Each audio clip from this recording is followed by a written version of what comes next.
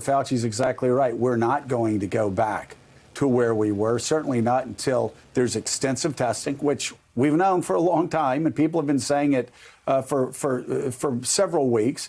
And David Remnick's with us. And David, you wrote several stories we want to talk about.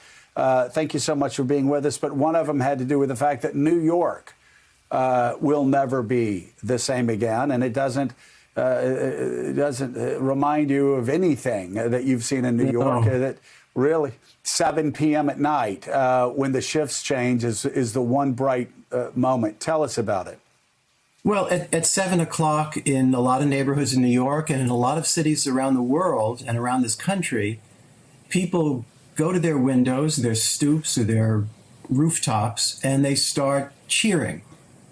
Cheering for something and people that they can't necessarily see, for EMT people, for doctors, for nurses, for medics, for people who are trying to save our lives, people who are bringing food to our homes, people who are driving trucks, people who are doing essential services that we require, that this country requires, and they show such enormous bravery, and they don't deny what's going on. What you have right now is a president of the United States who began his national ascent at the Republican National Convention saying, "I alone can do it." Remember that, Joe? I alone can do it.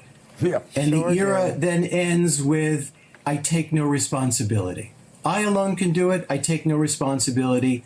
And yet my city and your city is being saved by people who take the ultimate responsibility. And that's what we're cheering at 7 o'clock. And we feel humiliated by having a president who denies science, who makes jokes about models, who tells us that he's #1 on Facebook and that his ratings are so great. It is humiliating to live under such a leader, and the consequences are so immense. What David Ignatius was describing with the captain of that aircraft character was just one anecdote, one humiliating anecdote in 1,000. Every book that's been written, every honest book that's been written about the Trump administration describes this. One incident after another of a nation being led by an empty soul, by someone who denies science, who mocks science, who chooses to humiliate the press rather than to tell the truth to the American people. That is a presidency with consequences in human lives, in national spirit, and so at 7 o'clock we cheer its opposite. So, David, you wrote such a prescient warning. We've talked about it the night of the election, the night that Donald Trump got elected president of the United States. And you talked about, basically warned about all the things that have happened over the past 3.5 years. The thing that we've been fixated on is Donald Trump getting away with just about everything, with his core of supporters, and the president infamously saying he could shoot somebody on Fifth Avenue and his supporters, and he could get away with it. His supporters would still support him. It is interesting, though, and this is something Mika and I have been talking about. While I don't believe the press conferences, the 2-hour ramblings of misinformation and lies and twisted truths, while I don't believe those should go on, it's not only bad for the American people to be watching that because it gives them less confidence in their president. It's not only bad for the world to see how ill-equipped the American president is for this, but even politically for himself. It is bad for him. It serves nothing but his ego. And you look at a poll out of Florida where he's losing to Joe Biden by 6 points. The takeaway from that poll for me is that in the state of Florida, that has always been his strongest swing state, 56% of Floridians say they don't trust what the president is telling them about the pandemic. So maybe he gets away with shooting somebody on Fifth Avenue, but he doesn't get away with showing his ignorance for 2 hours every night. And that's starting to show up in polls from Wisconsin down to Florida. Is this where, as you said, the Trump presidency ends? Well, I don't know. The Trump presidency ends when it ends. I mean the era of self-confidence and that I alone can fix it. I think the air has come out of that. Well, that's what I meant. I'm sorry. No, but I do think that presidencies don't end until they end at the polling place, or if there had been an impeachment conviction. That's it. And so if we've learned anything in this era, it's that Trump's capacity to mobilize his base is remarkable. Look, if you go on any social media, if you go on Twitter, for example, and you plug in the word Fauci, for example, don't expect to see all heroic comments about Tony Fauci and his ability to tell the truth. You will see, not that Twitter is necessarily a poll, but it does tell you something.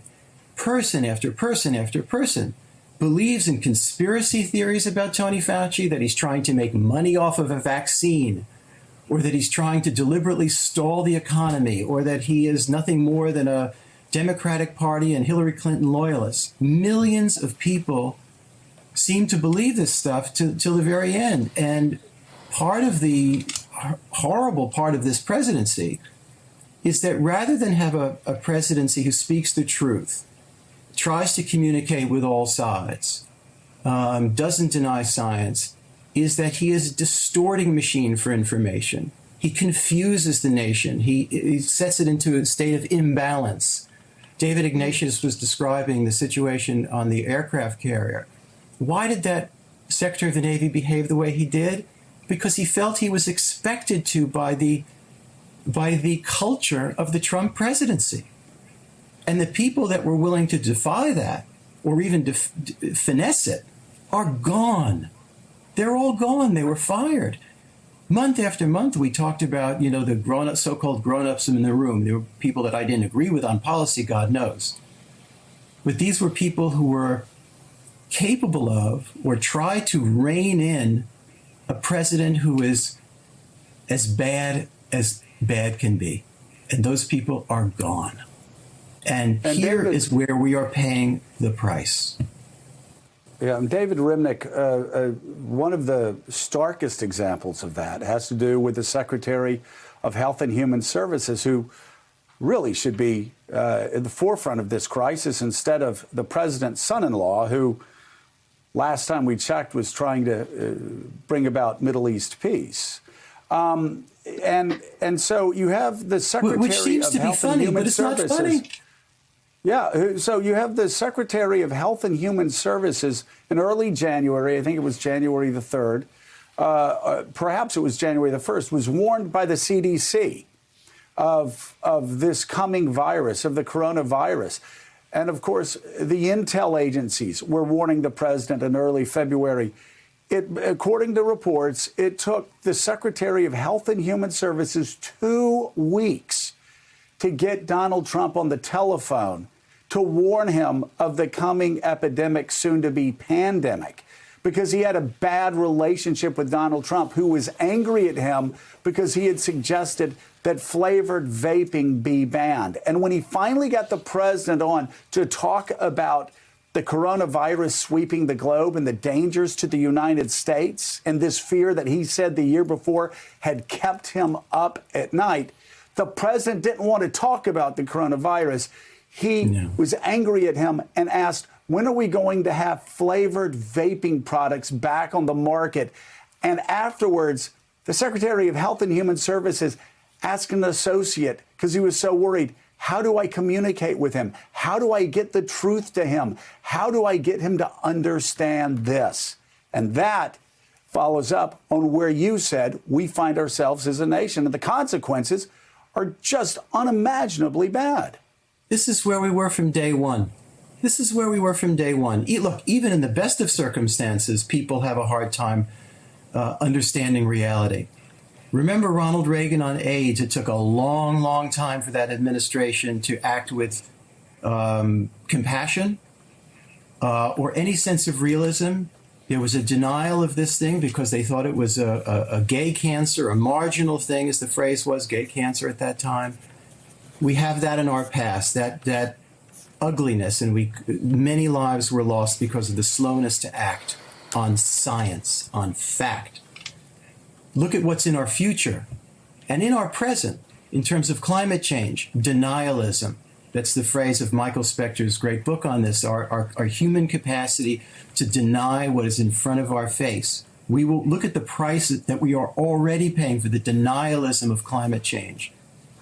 Again, these are scary issues, but these are the issues that adult politicians, whether they're Democrats or Republicans, must take on. It's not as if these warnings came in January.